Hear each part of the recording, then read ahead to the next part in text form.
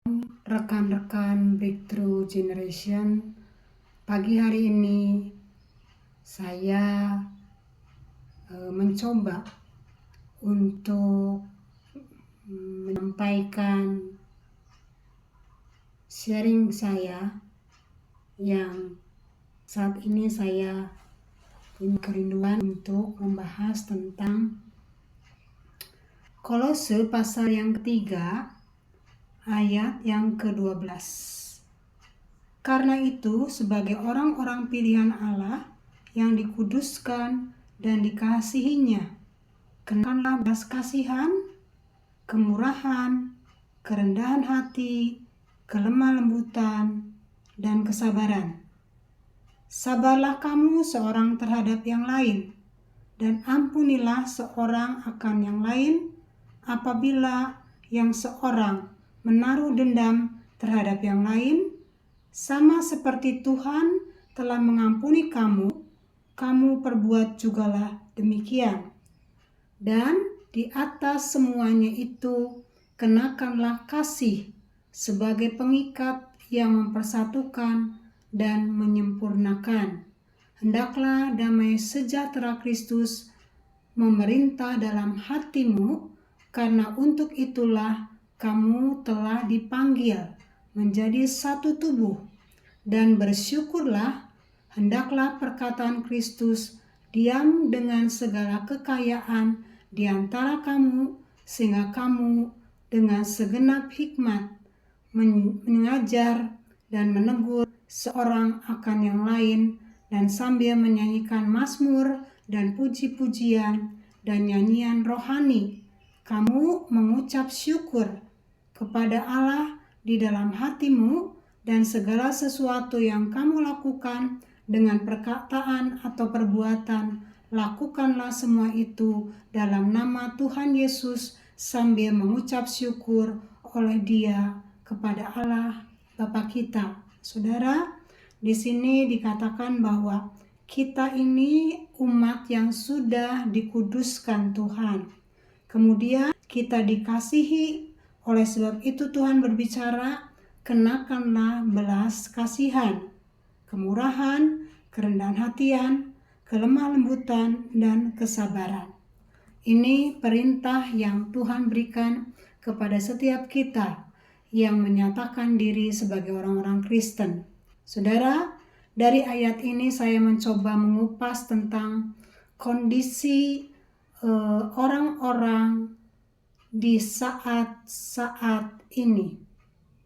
Kalau boleh saya menyampaikan sharing saya bahwa banyak orang-orang yang saat ini boleh dikatakan dalam sebuah kesuaman.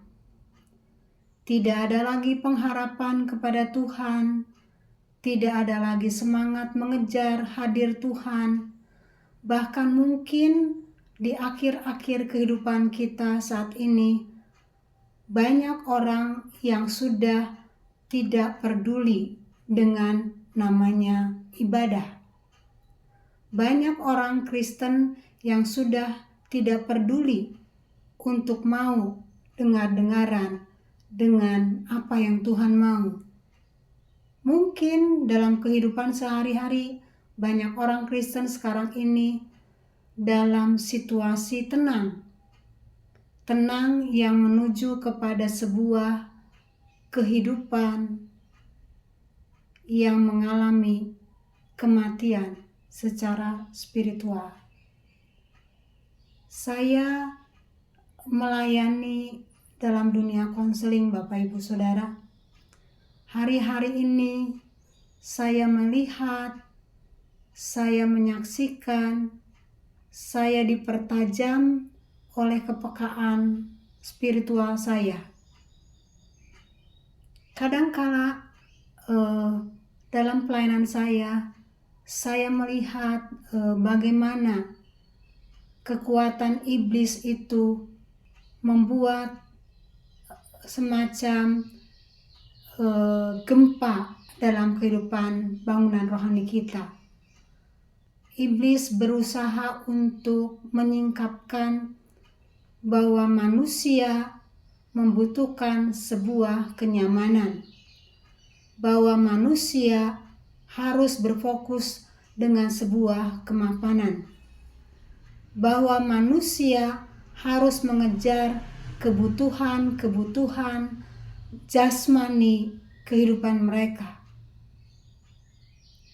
Dengan latar belakang kehidupan yang dimiliki oleh anak-anak Tuhan saat ini, banyak orang belum tuntas, saudara, di masa lalu mereka. Banyak orang yang belum tuntas menyatakan sikap mengampuni kepada banyak orang, keluarga, orang tua, anak, orang-orang yang terdekat dengan kita. Hari-hari ini saya semakin melihat, Bapak Ibu Saudara, orang-orang yang belum tuntas di masa lalunya itu akan berakibat terhadap emosional, terhadap keinginan, terhadap ambisi. Bahkan untuk mencapai ambisi-ambisi tersebut, banyak orang-orang yang menyatakan dirinya adalah anak-anak Tuhan, memiliki hati yang keras, memiliki karakter yang kasar, memiliki karakter yang mudah sekali tersinggung, bekerja di sebuah perusahaan karena masa lalu mereka masih belum tuntas.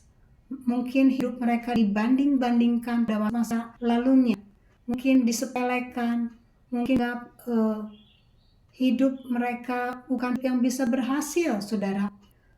Saat-saat ini mereka bekerja di perusahaan-perusahaan, begitu ada sentuhan perasaan, ada teguran dari atasan, ada teguran dari rekan sekerja, ada persaingan dari rekan sekerja, mereka tumbang dalam mentalitas.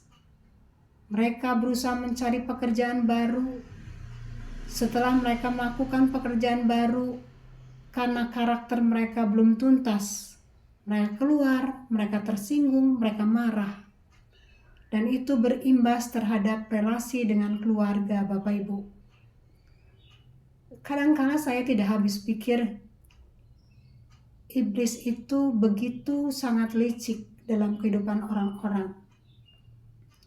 Dia berusaha menghancurkan setiap kehidupan kita dengan dia menuju kepada satu titik yang menjadi kelemahan seorang pribadi manusia. Kenapa, Bapak Ibu? Karena banyak orang yang saat ini menyatakan diri bahwa kesuksesan hidup, keberhasilan hidup, kenyamanan hidup, kepuasan hidup karena sebuah tolak ukur materialistis kita. Harta kita, jabatan kita, mimpi kita, ambisi kita, saudara. Dan kita melupakan Tuhan ada di balik semua itu. Tuhan mencari seorang pribadi yang punya hati tertuju dengan Tuhan. Tidak habis pikir, saudara-saudara, orang Kristen yang kuat dalam pelayanan, mungkin dia menyampaikan firman, dia membawa puji-pujian, dia melayani secara luar biasa. Tetapi saat sentuhan dengan namanya emosi, mereka tumbang juga, saudara. Dengan tolak ukur, dengan harapan orang mengerti, orang memahami dia, orang menilai dia orang hebat, berkarakter, punya loyalitas. Tetapi saat orang sekitarnya menilai yang sebaik, sekuat apapun orang itu, akhirnya jatuh dalam jebakan iblis, yaitu dengan luka, tidak hargai, merasa sendiri orang dengan dia, dan itu berakibat terhadap relasi dia dengan sesama dan dengan Tuhan. Saudara, ada satu ayat yang saya akan coba bahas di sini, ayat Kolose pasal 3 ayat yang ke-23. Apapun juga yang kamu perbuat, perbuatlah dengan segenap hatimu seperti untuk Tuhan dan bukan untuk manusia. Artinya, segala sesuatu yang kita lakukan, yang kita perjuangkan, yang kita hendak capai, tolak ukur kita bukan untuk diri kita, tetapi tolak ukur kita adalah untuk memuliakan Tuhan. Saat Tuhan menjawab doa kita dengan kata tidak, mampukah kita bertahan dengan iman kita? Mampu kita meyakini kata tidak itu adalah sesuatu yang terbaik buat hidup kita? Saudara, hanya sebagian kecil orang yang percaya, yang punya bibit yang bagus, yang punya benih yang bagus, yang punya kualitas rohani yang bagus, yang tetap bertahan saat Tuhan menyatakan tidak untuk doa yang dia naikkan. Justru orang itu akan terus mencari Tuhan, akan berjalan dengan ketetapan-ketetapan Tuhan di dalam kehidupan mereka. Itulah orang yang menang di dalam Tuhan. Segala sesuatu yang kita perbuatlah untuk Tuhan. Tolak ukur segala sesuatu yang kita lakukan itu tolak ukur Kristus yang dimuliakan di dalam kehidupan kita. Iman ini mudah untuk disampaikan Bapak Ibu Saudara, termasuk saya, mudah menyampaikan, memberikan pengertian yang benar, tetapi untuk dilakukan seorang manusia sangat membutuhkan effort yang sangat besar, penyangkalan diri, dan mengutamakan Tuhan di dalam setiap aspek kehidupan kita. Saudaraku, titik yang ada di naluri kita, di hati kita, sebuah titik yang kecil. Tapi titik itu adalah titik di mana Tuhan selalu menyatakan sesuatu buat langkah hidup kita. Kata-kata yang Tuhan sampaikan bisa kita dengar lewat kepekaan spiritual kita.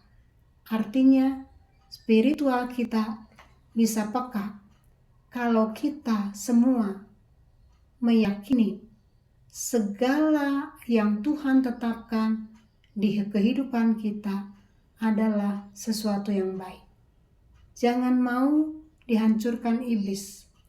Strategi iblis licik di hidup kita. Jangan mau kita dibodohi oleh iblis untuk kita dihancurkan. Saudara, renungan kali ini saya memberikan tema strategi sehat dalam kehidupan kita. Tuhan Yesus memberkati.